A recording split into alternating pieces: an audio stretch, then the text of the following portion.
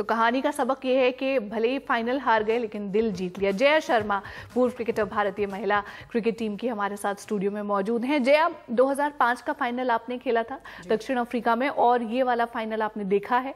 यहाँ दोनों में आपको क्या फर्क नजर आया है? सबसे बड़ा तो काफी लोग फाइनल में भारत के पहुंचने की बात कर रहे हैं। सबसे बड़ा फर्क तो यही है, क्योंकि 2005 में जब हम खेले, सेमीफाइनल्स खेले, डिफेंडिंग चैंपियंस न्यूजीलैंड को हराया, हिंदुस्तान में कोई नहीं जानता था कि हमारी टीम वर्ल्ड कप खेल रही है। तो आई गेस सबसे बड़ा जो डिफरेंस है वो तो यही है कि जो व्यूअरशिप अटेन करी है, वो जो अट्रैक्ट किया है पूरा देश को, जिस तरीके से सोशल मीडिया पे सबको फॉलो कर रहे हैं, फैंस हैं, तो ये एक बड़ा रेवोल्यूशन है इंडियन वुमेन क्रिकेट के लिए।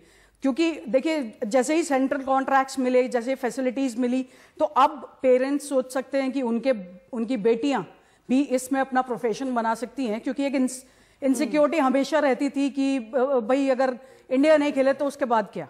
तो आई गेस ये बीसीसीआई को थैंक्स करना चाहिए कि उन्होंने इतना बड़ा स्टेप लिया एंड सिक्योर किया जो भी बच्ची इंडिया के लिए खेलना चाहती है। कहीं आपको जया ये लगता है कि ये टीम प्रेशर में आ गई थोड़ा सा, ऐसा बहुत सारे लोग कह रहे हैं? जी देखिए, जब इनिशियली चल रहा था, बहुत अच्छा चल रहा था, पूनम राउत बहुत बेहतरीन बैटिंग कर रही थी, जो करनी चाहिए।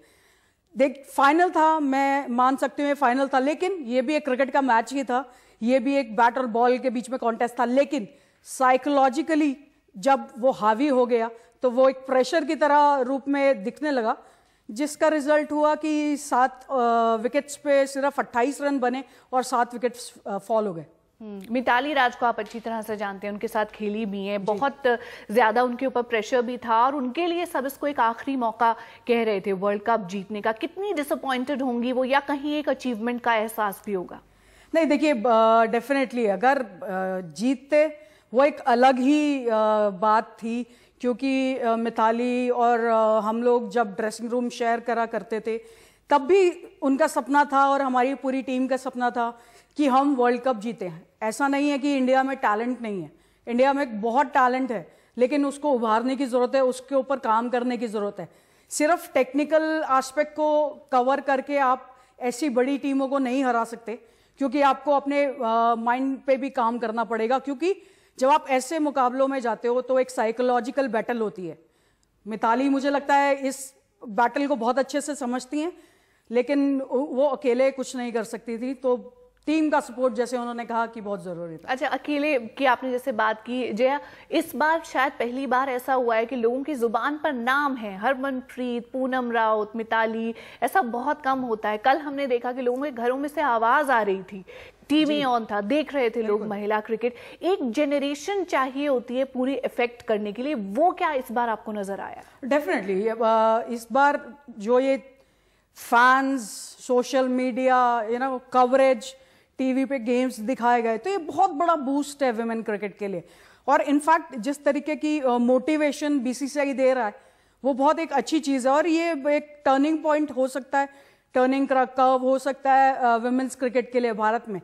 बट इस परफॉर्मेंस को जारी रखना पड़ेगा।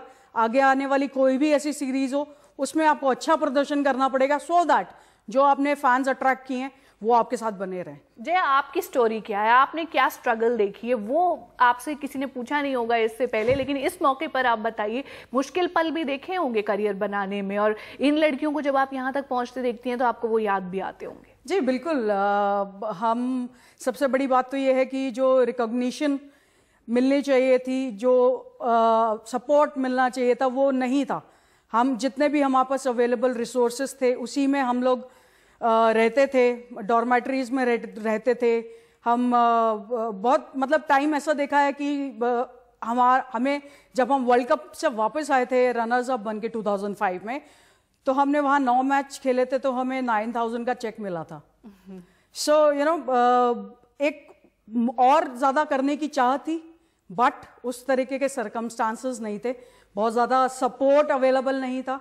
तो शायद मुझे लगता है कि हमारे लॉट में और भी लोग ऐसे थे जो कि जितना करा उससे बहुत बेहतर कर सकते थे, बट जो स्कैरसिटी था, जो अब जैसे फैसिलिटीज हैं, आपके पास सपोर्ट स्टाफ है, आपके पास वीडियो एनालिसिस है, तो आप एक ही जगह पे आप देख सकते हो कि क्या सही जा रहा है और क्या गलत जा रहा है।